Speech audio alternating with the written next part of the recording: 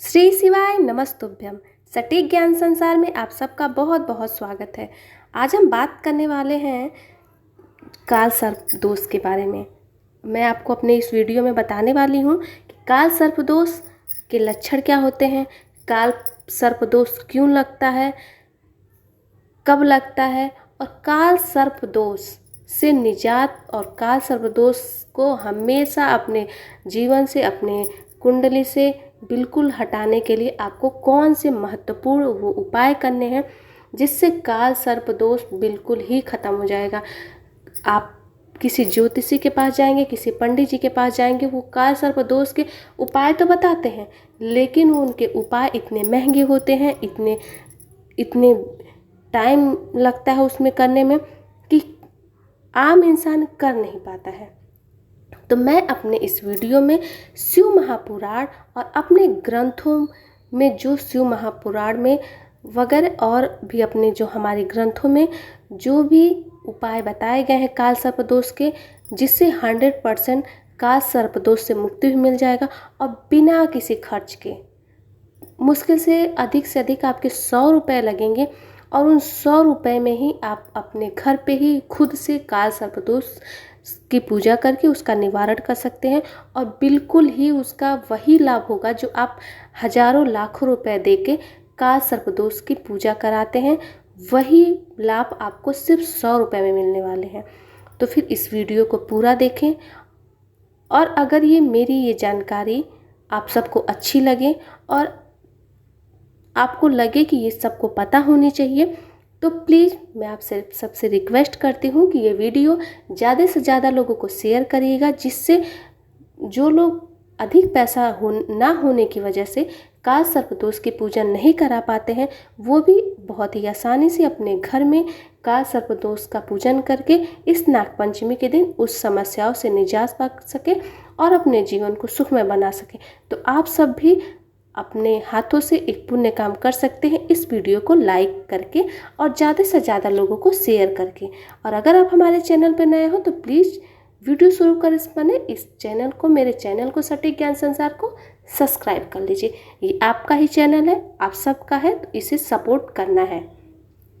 तो अब चलिए अब वीडियो में आगे बढ़ते हैं और आपको बता दें कि ये जो काल सर्प दोष होता है ना, बहुत ही अशुभ माना जाता है। हमारे ज्योतिषी में, हमारे ज्योतिष शास्त्र में ये काल सर्प दोष बहुत ही अशुभ माना जाता है। कहा जाता है कि जिस व्यक्ति की कुंडली में काल सर्प दोष होता है तो व्यक्ति को जीवन में कई समस्याओं का सामना करना पड़ता है। कुंडली में काल सर्प दोष होने से व्यक्ति को शारीरिक और मानसिक रूप से बहुत प्रभावित करता है। इसलिए काल सर्प दोष की पूजा पूरे विधि विधान के साथ बेहद जरूरी है। और काल सर्प दोष की पूजन बहुत ही अनिवार्य, जैसे आपको पता चल जाए कि आपके ऊपर काल सर्प दोष है तो आपको इसका पूजन करना बहुत ही अनिवार्य हो जाता है।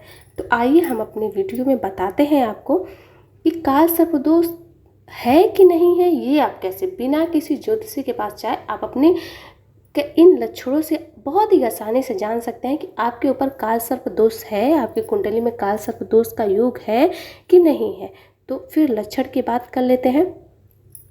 जिस व्यक्ति के जीवन में काल सर्प दोष होता है उसे जीवन में बहुत संघर्ष करना पड़ता है। अगर आपके जीवन में हर काम में आपको रुकावट आ रही है, कोई भी काम शुरू करने जा रहे हो उसमें रुकावट आ रही है, हर काम में रुकावट आ रही है, तो समझिए आप काल सर्प दोष। काल सर्प दोष का जो दूसरा लक्षण हमारे ग्रंथों में बताया गया है वो ये है कि काल सर्प दोष से पीड़ित व्यक्ति को कारोबार पर काफ़ी नकारात्मक असर, अगर कोई काल सर्प दोष से पीड़ित व्यक्ति है जिसके ऊपर काल सर्प दोष है या फिर उस कुंडली में काल सर्प दोष है, वो व्यक्ति कोई भी काम शुरू करेगा उसमें उसको नकारात्मक ही फल मिलेगा, उसको पॉजिटिव मिल ही नहीं सकता है। तो अगर आप कोई काम शुरू कर रहे हैं, वो काम बिगड़ रहा है, तो समझ लीजिए कि आपके ऊपर काल सर्प दोष है। इसके अलावा जो तीसरा काल सर्प दोष का लक्षण होता है वो ये है कि जिस व्यक्ति की कुंडली में काल सर्प दोष होता है उस व्यक्ति को अक्सर सपने में मृत्यु दिखाई देती, जैसे कोई मरा व्यक्ति दिखाई देती या फिर अपनी मौत का सपना आता है। इतना ही नहीं, ऐसा लगता है कि वो सपने में और वो अपना ही गला दबा रहे। तो अगर आपको इस टाइप के सपने आते हैं तो समझ लीजिए आपके ऊपर काल सर्प दोष है। चौथा जो काल सर्प दोष का लक्षण होता है वो है कि आपको ऐसा लगेगा कि आपके शरीर के ऊपर सांप रेंग रहा है या फिर सांप आपको डसने वाला है, ऐसा आपको सपने में दिखेगा। तो अगर आपको सांप के सपने आते हैं तो आप बिल्कुल ही आप समझ जाइए, आपको बार बार अगर सांप के सपने आते हैं तो आप ये समझ जाइए कि आपके ऊपर काल सर्प दोष है। साथ ही आपको पांचवा जो बहुत ही महत्वपूर्ण आपको लक्षण बता रहे काल सर्प दोष का, वो ये है कि आपको ऐसा लगे कि बात बात में आपके घर में विवाद हो रहा है, जीवन साथी के साथ, माता पिता के साथ, किसी भाई बहन जिससे आपका बहुत अच्छा व्यवहार है, लेकिन अचानक से आपको लगे कि हमारे घर में एकदम बिल्कुल लड़ाई झगड़े माहौल हो गया, तो आपको समझ जाना चाहिए कि आपको काल सर्प दोष का लक्षण है ये। यदि रात में आपको बार बार आपकी नींद भी खुलती है तो भी ये काल सर्प दोष का ही लक्षण होता है। इसके अलावा काल सर्प दोष से पीड़ित व्यक्ति सपने में बार बार लड़ाई झगड़ा देखता है। अगर आपको सपने में लड़ाई झगड़े के सपने दिखाई देते हो तो ये भी काल सर्प दोष का ही लक्षण है। काल सर्प दोष के कारण व्यक्ति शारीरिक और मानसिक रूप से परेशान रहता है, जिसके सिर में दर्द हो, त्वचा का कोई रोग हो, ये सब काल सर्प दोष के लक्षण। तो आपको काल सर्प दोष के ये जो लक्षण मैंने बताए, बस काल सर्प दोष के इतने ही लक्षण होते हैं। इससे ज़्यादा कहीं कोई आपको बता दे तो वो सब गलत है, क्योंकि हमारे जो ग्रंथों में बताया गया है मैं सिर्फ आपको वही बताती हूँ। तो हमारे ग्रंथों में जो काल सर्प दोष के सिर्फ इतने ही लक्षण बताए गए और यही लक्षण बताए गए हैं। तो अगर आपको इनमें से कोई भी लक्षण दिखाई देता है तो आपको समझ जाना चाहिए कि काल सर्प दोष का ये लक्षण है। तो काल सर्प दोष का अगर आपके में कोई भी आपको लक्षण दिखे तो आप उसका निदान करें। और आपको अब मैं अपने वीडियो में बता रही हूँ कि काल सर्प दोष अगर आपके ऊपर आपको पता चल गया कि हाँ काल सर्प दोष है और आपके पास उतने पैसे नहीं हैं कि आप काल सर्प दोष का विधिवत पूजा अर्चना कर सके या किसी पंडित जी को बुला के आप विधि विधान के साथ पूजा कर सके, काल सर्प दोष की पूजा करा सकते, या फिर त्र्यंबकेश्वर महाकाल जाके पूजा कर सके। हर किसी के पास नहीं होता इतना पैसा, तो कहाँ जाए, क्या करे इंसान। तो उन लोगों के लिए ये वीडियो, जिसके पास पैसा है वो तो आराम से कराएं, कोई दिक्कत नहीं, क्योंकि पंडित जी लोग जो करते हैं वो गलत नहीं करते, वो भी ठीक करते हैं। लेकिन मैं अपने शिव महापुराण से ये उपाय आपको बता रही हूँ उनके लिए जिनके पास पैसे नहीं होते हैं, जो त्र्यंबकेश्वर महाकाल नहीं जा सकते हैं आर्थिक तंगी की वजह से, वो क्या करें, वो इन समस्याओं से कैसे निजात पाए, मैं उनके लिए समस्या बता रही हूँ। तो फिर चलिए उसका उपाय जान लेते हैं। तो आपको करना बस इतना है कि आपको ये श्रावण के महीने में करें तो अति उत्तम है। श्रावण का देखिए नाग पंचमी भी है 21 तारीख को, तो अगर आप 21 तारीख को ये उपाय कर दें तो अति उत्तम है। अगर आपने पहले ठान लिया है कि हाँ आपको इस नाग पंचमी पे उपाय करना है, तो फिर आपको जो भी मैं बताऊंगी वो आपको 20 को ही करना पड़ेगा, क्योंकि 21 को फिर उसके बाद भोलेनाथ के चरणों में जाके चढ़ाना पड़ेगा। तो अगर आप इस नाग पंचमी पे उपाय करना चाहते हैं तो आप नाग पंचमी के एक दिन पहले आप क्या करिए कि आप मार्केट से किसी भी सुनार के दुकान पे जाएंगे, आराम से 50-100 में आपको एक नाग नागिन का जोड़ा ले आना है। बहुत ही आसानी से हर सुनार की ज्वेलर्स के दुकान पे 150 से ज़्यादा लगना ही नहीं है। मैंने आपको पहले ही बताया 100 रुपये का उपाय है। तो आपको सुनार की दुकान से नाग नागिन का जोड़ा एक लेते आना है। उसके बाद अपने घर में आके एक तांबे का कलश ले लीजिए। तांबे के कलश में आपको शक्कर, चीनी, आप सब जानते ही होंगे, तो शक्कर, चीनी, आप जो भी आपके वहाँ बोला जाता हो वो आप तांबे के कलश में पूरा भर लीजिए, बिल्कुल खाली नहीं रहना चाहिए। तो पूरे तांबे के कलश को शक्कर से भर लीजिए। उसके बाद उसमें जो नाग नागिन का जोड़ा लाएं उसके ऊपर रख दीजिए। रखने के बाद आप जिस कक्ष में सोते हैं, जहां आप लेटते हैं, जो भी आपका सोने वाला कक्ष है, वहां पे रात्रि के टाइम अपने मतलब आपका जो बेड है ना बिल्कुल उसके पास नहीं, आप रूम में अपने जो बेडरूम है आपका, उसके बेडरूम में कहीं भी आप रख सकते हैं, कहीं किसी कोने पे या सिरहाने से थोड़ा दूर कहीं भी रख दीजिए। थोड़ा दूरी पे आप अपने सोने वाले कक्ष में रख दीजिए।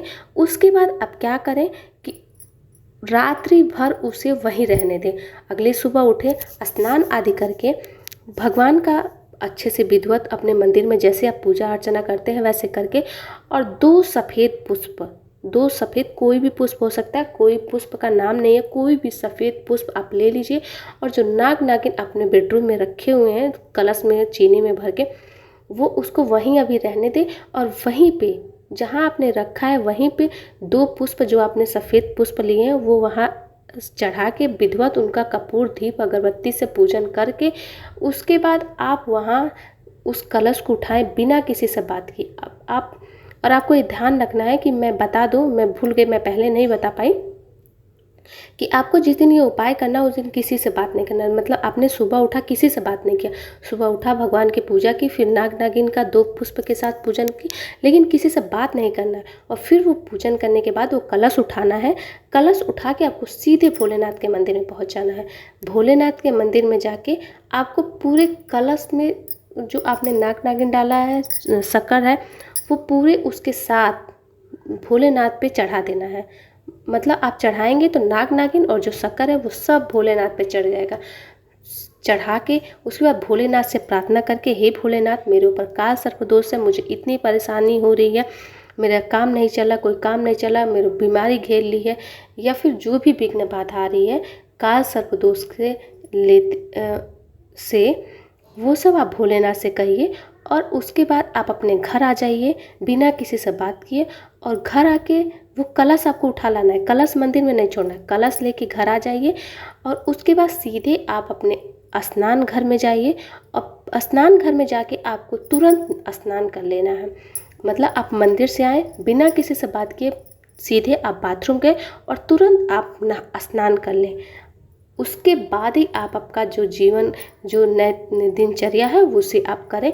आप देखेंगे कि आपके ऊपर से अगले दिन से, ये उपाय करने के बाद अगले दिन से ही आपके जो भी बिगड़े काम है वो सब बनने लगेंगे। तो ये काल सर्प दोष का बहुत ही खास उपाय है। आपको लोग तरह तरह के उपाय बताएंगे, लेकिन ये जो मैंने उपाय बताई वो शिव महापुराण का बताया है।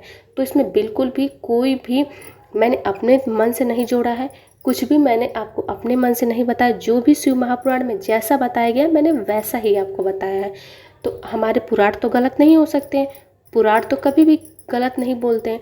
तो अगर आपको अपने पुराणों पर विश्वास है, तो ये शिव महापुराण पर विश्वास है, तो ये काल सर्पदोष का ये उपाय अवश्य करें और अपने जीवन को सुखद बनाएं।